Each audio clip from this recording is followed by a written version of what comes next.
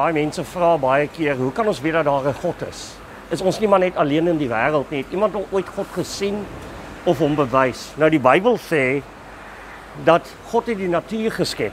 En as jy kyk na hoe alles so presies gemaak is, kan jy nie anders as om te weet dat daar 'n God is nie. Thomas Aquinas het gesê dat dit meer geloof vat om te glo alles is toevallig, as wat dit sou wees om te glo dat God bestaan.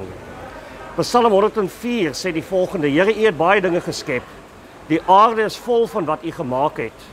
En tog het U alles in wysheid geskep. En dan, daar is die see, groot en wyd, wat wemel van diere, klein en groot. Daar vaar die skepe, en daar is die Leviathan. U het hom gemaak om mee te speel. Vriende, ek is vandag hier by die aquarium met my seun se verjaarsdag. En kyk 'n bietjie na die pikkewyne agter my. God het dit gemaak. En as hy so vir hulle sorg, hoeveel te meer sorg hy nie ook vir my en jou nie. Mag jy 'n wonderlike dag verder hê.